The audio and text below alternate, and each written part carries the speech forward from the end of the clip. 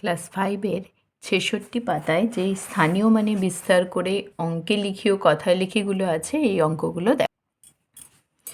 এখানে দেখো স্থানীয় মানে বিস্তার করে, তার মধ্যে এদিকে দেখো দিয়েই দেওয়া আছে স্থানীয় মানের বিস্তারগুলো, তারপর অঙ্কে লিখতে হবে আর কথায় লিখতে হবে, ঠিক আছে?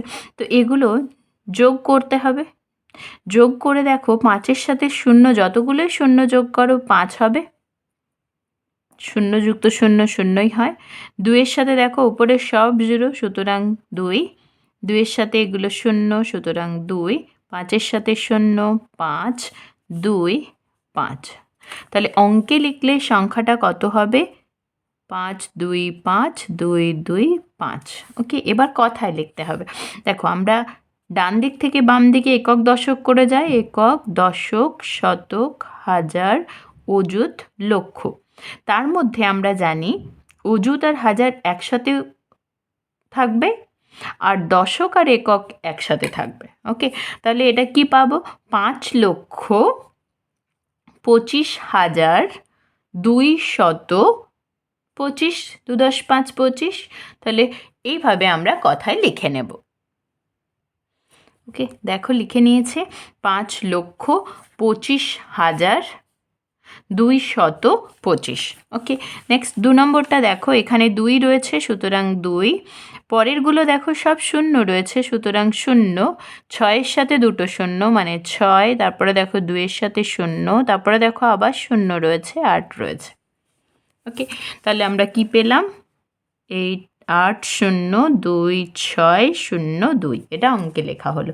কথায় লিখতে হলে আমরা আগে এদিকে লিখে নেব একক, দশক, শতক, হাজার, অযুত, লক্ষ। এটা লিখে নিলে করতে সুবিধে হবে। অযুত, হাজার একসাথে, দশক, একক একসাথে, তাহলে 8 লক্ষ। তারপরে দেখো 0,2, 0,2 মানে 2, তাহলে 2,000। 2,000। শতর ঘরে দেখো 6 আছে, তাহলে আমরা লিখব 6,000। 6,000। দশক আর এককে দেখো 0,2, শূন্যটা তো আগে থাকছে না, 0,2 মানে 2। এইভাবে লিখে নিলাম 8,02,602। তাছাড়াও দেখো এখানে এই স্টেপগুলো ধরেও তুমি লিখতে পারবে 8,02,602। ওকে, নেক্সট দেখো এটাতে 6-এর পরে এটাকে আমি স্থানীয় মানে বিস্তার করব। 6-এর পরে কতগুলো শূন্য লিখব? 1 2 3 4 5। তাহলে এখানে 6, 1 2 3 4 5। ওকে, তোমরা যদি অসুবিধে হয় এইভাবে ঘরগুলো করে নিতে পারো, একক, দশক, শতক, হাজার, অযুত, লক্ষ। তাহলে দেখো আবার 6 আছে, মানে এখানে 6, পরেরটাতে 6, বাকিগুলোতে শূন্য, তারপরে আছে 9, তাহলে বাকিগুলোতে শূন্য, 7। প্রথমটা কেয়ারফুলি করো, তারপরেরগুলো ইজিলি হয়ে যাবে। ওকে, তাহলে যোগ চিহ্নগুলো দিয়ে নেবে। তাহলে দেখো সংখ্যাটা পেয়ে যাব 9 2 7 9 6 6, মিলে যাচ্ছে। এবার এখানে যখন আমি লিখব, দেখো এখান থেকেও লিখতে পারি 6 লক্ষ। 6 আর 9 মিলে আমরা হাজার লিখব, তাহলে 69,000। 69,000।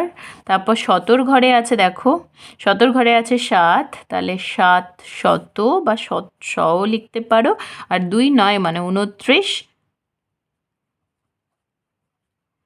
ওকে, নেক্সট দেখো কি রয়েছে। নেক্সট রয়েছে এটা 4,41,201। এটাকে আমরা কি করব? লক্ষ পর্যন্ত রয়েছে, সুতরাং একক, দশক, শতক, হাজার, অযুত, লক্ষ, এটা করে নেব। তারপর বলেছে 4 লক্ষ, তাহলে এখানে 4। 41,000, 41 অযুত আর হাজার মিলে হয়, তাহলে 41,000। 201, 1 মানে দশক আর একক মিলে হয়, তাহলে 1, আর এই ঘরটাতে তাহলে আমরা শূন্য দেব। ওকে, তাহলে কথায় অঙ্কে লেখা হয়ে গেলে এবার স্থানীয় মানে বিস্তার করব। 4-এর পরে দেখো 1 2 3 4 5টা শূন্য, তাহলে 1 2 3 4 5। ওকে, দেন 4, তাহলে 4 1 2 3 4, তারপর 1-এর পরে 3টে শূন্য, তারপর 2-এর পরে 2টো শূন্য, তারপর দেখো শূন্যটা দেওয়ার দরকার নেই, এককের ঘরে 1। ব্যাস, এটা করলেই দেখো যে সংখ্যাটা আমাদের আছে সেই সংখ্যাটা আমরা পেয়ে যাব, 4,41,201। নেক্সট 5-এর প্রশ্নটাতে দেখো স্থানীয় মানে বিস্তার করা আছে, জাস্ট যোগ করে লেখো। এটাতে দেখো শুধু 0, তাহলে 0, এটাতে 2 আছে, এটাতে 1 আছে, এটাতে 3 আছে। অঙ্কে লিখলে তাহলে আমরা পাবো এটা। কথায় লিখতে হবে, তাহলে একক, দশক, শতক, হাজার, অযুত, লক্ষ। তাহলে আমরা কি লিখবো কথায় লিখলে? 3 লক্ষ, 3 লক্ষ আর দুটো মিলে হবে তাহলে 12,000, 12,000। আর শূন্য শত লেখার দরকার নেই, 48, কারণ শূন্য দিয়ে লেখার দরকার হয় না।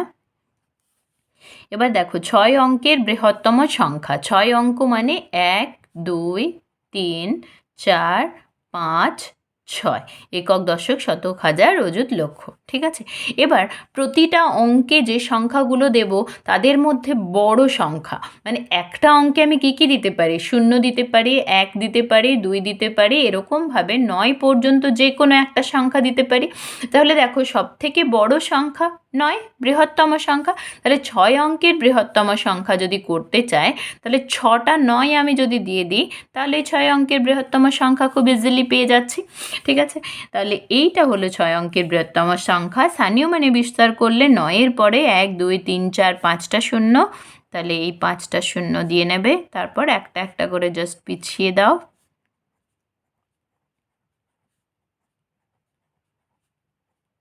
90 প্লাস 9, একই রকম দেখো 6টা 9 পেয়ে যাব। ওকে, এরপরে দেখো কথায় লিখলে তাহলে কি হবে? 9 লক্ষ, 9 লক্ষ, তারপর 99,999। দেখো এটাই লিখে নিয়েছি, 9,99,999।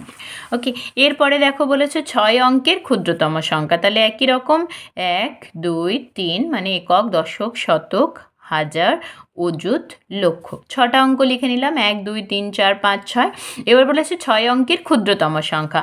আমি দেখেছিলাম 1 অঙ্কের সংখ্যা মানে প্রত্যেকটা ঘরে আমরা কত দিতে পারবো? 0, 1, 2 করে 9-এর মধ্যে যে কোনো একটা সংখ্যা আমি দিতে পারবো।